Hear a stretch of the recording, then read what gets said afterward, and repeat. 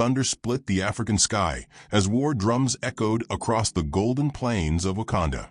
The kingdom had never summoned its full military might against a single being. Yet today, thousands of warriors stood ready to face a god. Rumors had poisoned the air for 3 days now. Whispers carried on winds from the northern borders. Tales of destruction at the sacred grove of Bast. Ancient trees reduced to ash. Guardian statues shattered into dust. Every piece of evidence pointed to one name, one unmistakable signature of power that left scorched earth and the smell of ozone in its wake. Thor Odinson had allegedly committed an act of war against Wakanda, and the kingdom would answer with the full fury of its ancestors.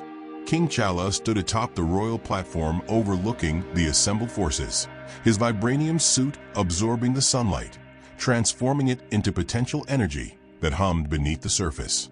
His jaw was set, his eyes fixed on the distant horizon where storm clouds gathered unnaturally fast. He had fought beside Thor, shared meals with him, trusted him with the fate of the universe during the battles against Thanos. Yet the evidence was undeniable. Satellite imagery showed a figure descending from the sky, hammer raised, lightning erupting in devastating arcs. The sacred grove, a site older than the vibranium meteor itself, had been reduced to rubble in minutes. His council had demanded action, and T'Challa, bound by duty to his people, had agreed to the confrontation. General Okoye positioned the Dora Milaje in a crescent formation, their spears humming with kinetic energy. Behind them, the border tribe raised their shields, vibranium surfaces shimmering with barely contained power. War rhinos pawed the ground impatiently, their armored hides reflecting the strange light filtering through the gathering clouds. This was not a welcome party.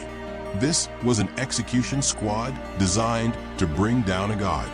Miles away, Thor descended through the atmosphere, Mjolnir pulling him toward the source of the summons he had sensed. His red cape billowed behind him, his armor gleaming despite the darkness of the clouds he had unconsciously summoned. Confusion twisted his features as he processed the hostile energy emanating from below. He had not attacked Wakanda. He had been in New Asgard 3 days ago, mediating a fishing dispute between his people and Norwegian authorities. The accusation made no sense, yet the intent radiating from the assembled army was unmistakable. They wanted blood, his blood. He landed with controlled force, Mjolnir's impact sending a circular wave through the tall grass surrounding him. The Wakandan forces immediately tightened their formation, weapons raised, energy shields activating with synchronized precision.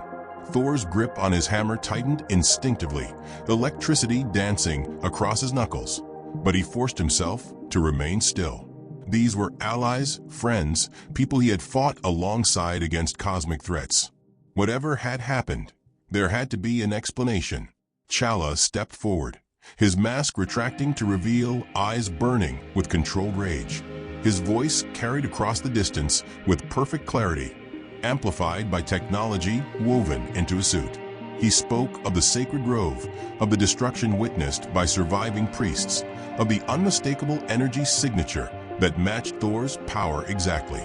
Each word was a nail in a coffin Thor did not deserve, accusations that struck harder than any physical blow could. Thor's response came with thunder rolling overhead, his emotions affecting the weather without conscious effort. He declared his innocence with the conviction of someone who knew the truth absolutely, who had faced Odin's judgment and emerged worthy, who had sacrificed everything for the 9 realms and beyond. He had not attacked Wakanda. He would never attack Wakanda. Someone was manipulating them both, turning allies into enemies. And every moment they spent in confrontation was a moment their true enemy used to advance their plans. The standoff stretched, tension thick enough to taste. Okoye's finger tightened on her spear, calculating angles of attack, knowing that even with their superior numbers, casualties against the God of Thunder would be catastrophic. The border tribe warriors shifted their weight, ready to charge at a single command. Thor's eyes glowed faintly, power building within him despite his attempts at restraint. The air crackled with potential violence, a single spark away from ignition. Then a shield descended from the sky, embedding itself in the ground between the two forces with a vibration that demanded attention. Steve Rogers landed moments later, retrieving his shield in one fluid motion, positioning himself at the exact midpoint between Thor and the Wakandan army. His uniform was battle-worn, his expression carved from determination, his presence immediately shifting the dynamics of the confrontation. Captain America had been monitoring the situation from the moment the first rumors emerged.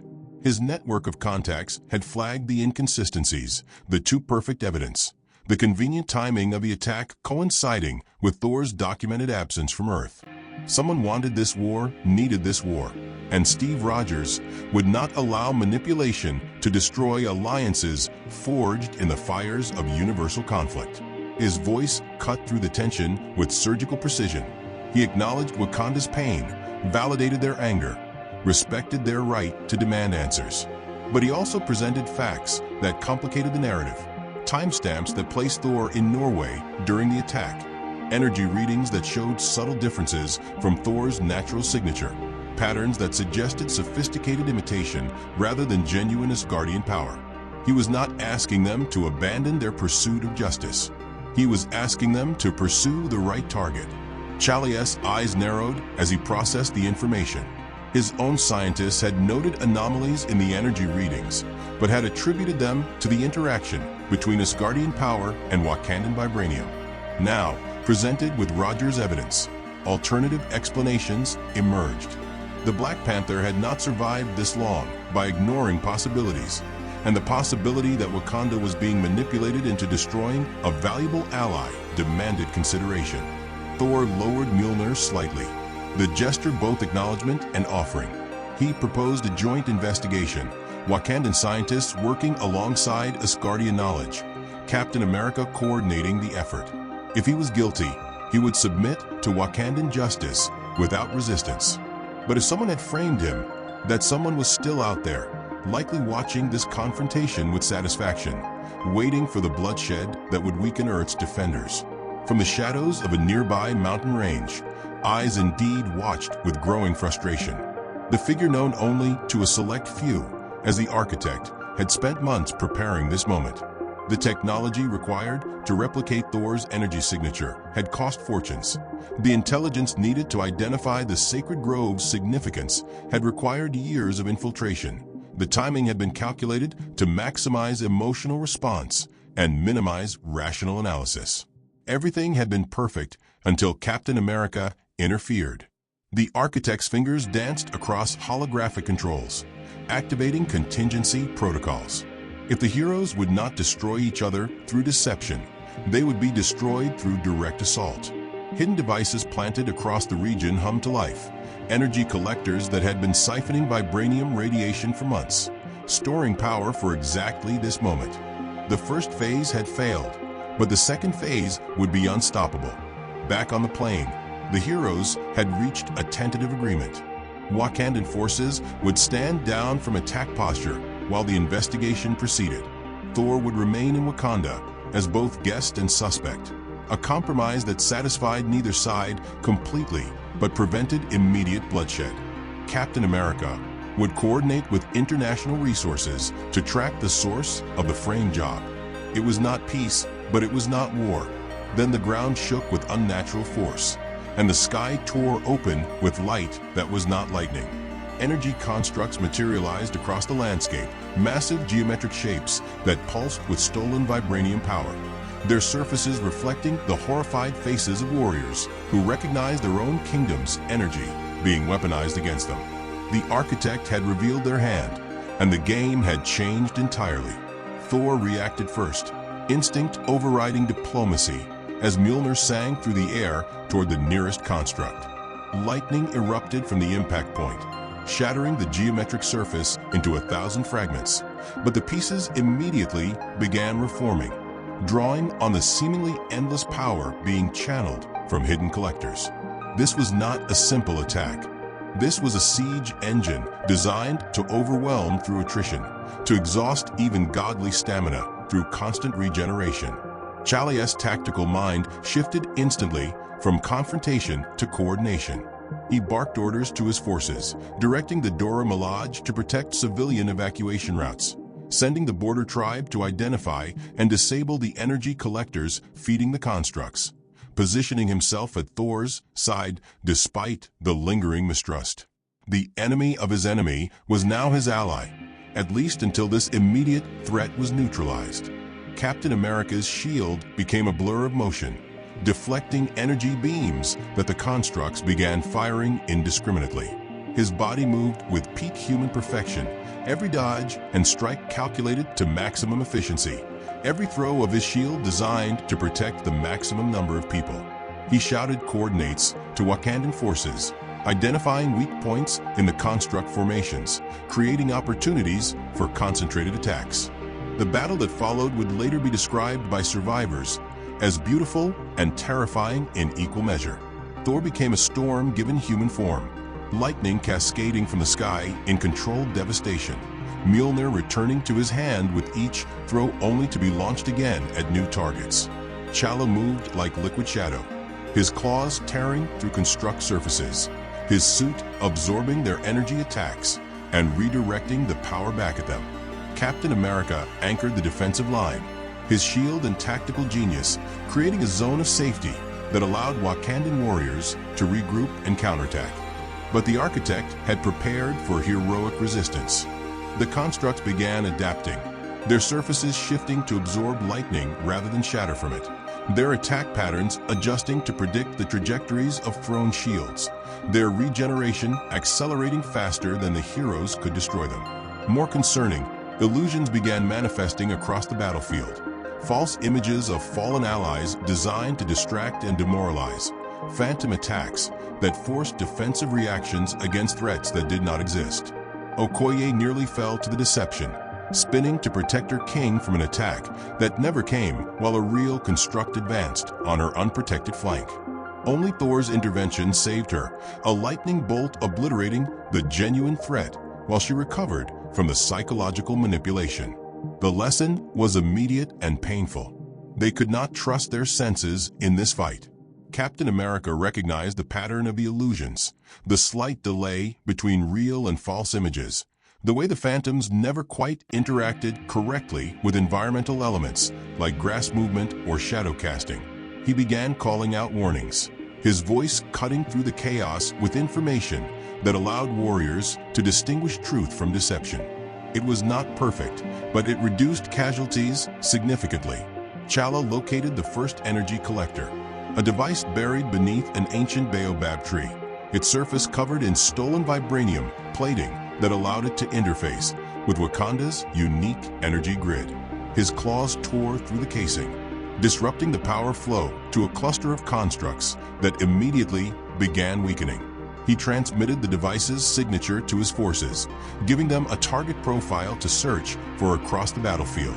Thor pressed the advantage, focusing his attacks on the weakening constructs, hammer and lightning working in devastating harmony. Each destroyed construct was one less threat, one less drain on their collective stamina, one less weapon in the architect's arsenal. But the regeneration continued from the remaining active collectors, a race against time that the heroes were only barely winning. The architect watched their progress with cold calculation, adjusting strategies in real time, directing constructs to prioritize the destruction of collectors that had not yet been located. If the devices could not power the assault, they could at least prevent the heroes from fully dismantling the network. It was a scorched earth approach, but the architect had backup plans for backup plans.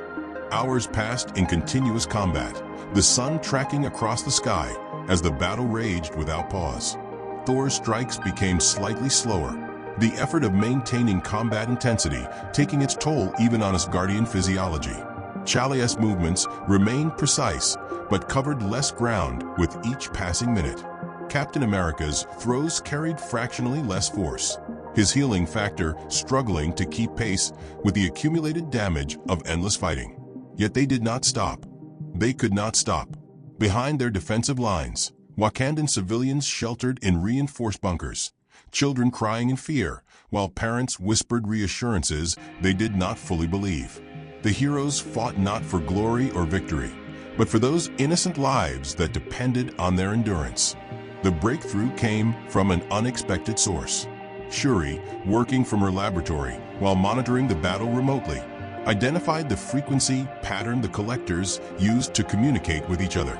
She transmitted a disruption signal through Wakanda's communication network, overloading the collector coordination system and causing a cascade failure that deactivated half the remaining devices simultaneously. The effect was immediate and dramatic. Constructs across the battlefield froze mid-attack, their power sources suddenly severed, their geometric surfaces crumbling into inert particles that scattered on the wind. Thor seized the opportunity, launching himself skyward before descending with all his gathered power. Mjolnir striking the ground at the center of the remaining construct cluster with force that created a shockwave visible from orbit. The remaining constructs shattered, their regeneration finally overwhelmed by the sudden loss of power combined with the devastating impact of godly wrath. Silence fell across the battlefield, broken only by the heavy breathing of exhausted warriors and the distant crackle of residual energy dissipating into the atmosphere. But the architect was not finished. A final contingency activated, a concentrated beam of stolen energy lancing down from a satellite that had been positioned months ago for exactly this purpose. The beam targeted the central palace, the heart of Wakanda, the symbol of everything the kingdom represented.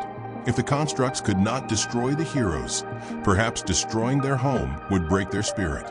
Thor saw the beam first, his godly senses detecting the energy buildup before it became visible. Without hesitation, he threw himself into its path, Mjolnir raised to absorb and redirect the attack. The impact was staggering, even for the god of thunder, energy designed to level cities channeling through his body as he struggled to contain and disperse it safely.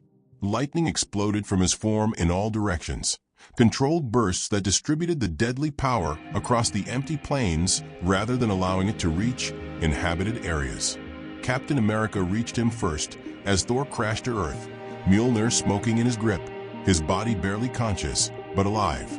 T'Challa was close behind, his own exhaustion forgotten in the face of the sacrifice he had just witnessed. Thor had taken a killing blow meant for Wakanda, had used his own body as a shield for a kingdom that had been ready to execute him hours earlier. The architect, watching from their hidden location, finally experienced something resembling emotion. Frustration, rage, disbelief. Everything had been calculated, every variable accounted for, every contingency prepared.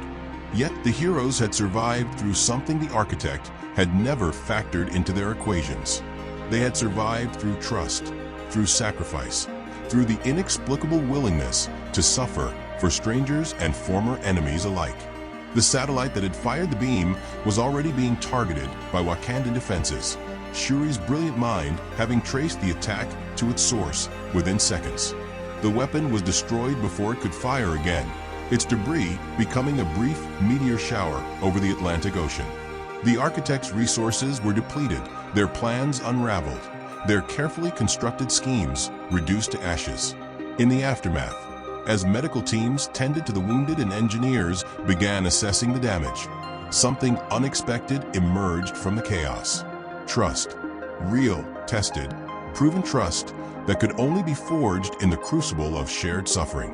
T'Challa stood beside Thor's recovery bed, watching the god's chest rise and fall with healing sleep, and spoke words that would have been impossible hours earlier.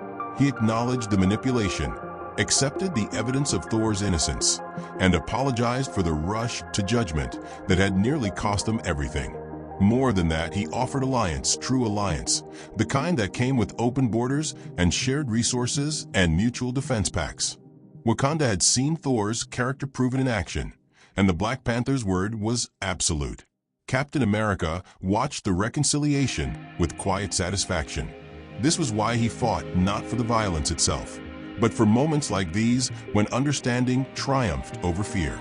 The architect had sought to divide Earth's heroes, to weaken the planet's defenses through internal conflict.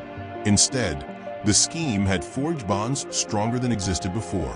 The investigation into the architect's identity continued in the following days, revealing a network of hidden facilities, stolen technologies, and corrupted officials across multiple continents.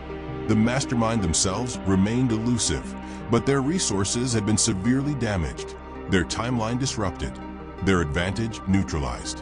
Whatever plans they had for the future would need to be rebuilt from nearly nothing. Thor recovered with typical Asgardian resilience, walking among Wakanda's people within days. His presence no longer a threat, but a reassurance. Children who had hidden from the battle now approached him with curious wonder, touching his cape, asking to hold Mjolnir, laughing when the hammer refused to budge from the ground. The god of thunder, so recently accused of devastating attack, had become a symbol of protection and sacrifice. Chala commissioned a monument at the sacred grove, not to commemorate the destruction, but to honor the truth that had emerged from it. The grove would be replanted, the statues reconstructed, but a new addition would join them. A representation of three heroes standing together, shield and hammer and claws raised not against each other, but toward a common horizon, united against threats that sought to divide. Captain America returned to his duties, knowing that the world was slightly safer than before. The architect would resurface eventually, would launch new schemes and create new crises. But the foundation of resistance had been strengthened. The cracks the villain had tried to exploit now filled with something stronger than before. Trust, tested and proven, was the most powerful weapon against those who relied on deception and manipulation. The skies over Wakanda cleared completely for the first time since the crisis began, sunlight streaming down on a kingdom that had faced its fears and emerged united. Warriors who had raised spears against Thor now sparred with him in training grounds, learning Asgardian techniques while teaching their own, sharing stories and meals and the bonds of fellowship that came from surviving together. And in the shadows, the architect watched with new appreciation for their enemies. The next plan would need to be different. The heroes had proven themselves capable of overcoming external manipulation and direct assault. Future schemes would need to be more subtle, more patient, more devastating. But that was a problem for another day. For now, the villain retreated to lick their wounds and gather new resources. The world spun on, ignorant of how close it had come to losing its greatest protectors to manufactured conflict. But the heroes knew. They remembered the moment when war had been inevitable, when mistrust had nearly triumphed, when only the intervention of a single man with a shield had created space for reason. They would not forget the lesson. Trust was not given. Trust was earned. And in the fires of Wakanda's trial, Thor, Captain America, and Black Panther had earned each other's trust with blood and sacrifice. Whatever challenges the future held, they would face them together. The architect's greatest failure was not the destruction of their constructs or the loss of their resources. Their greatest failure was creating exactly what they had tried to prevent. Unity stronger than any weapon, forged in the heart of chaos, unbreakable by any scheme yet devised. The sun set over Wakanda, painting the sky in colors of gold and purple, the kingdom settling into peaceful rest for the first time in days. Tomorrow would bring new challenges, new threats, new opportunities for heroism. But tonight there was peace. And in the quiet moments between battles, peace was the most precious victory of all. Script complete.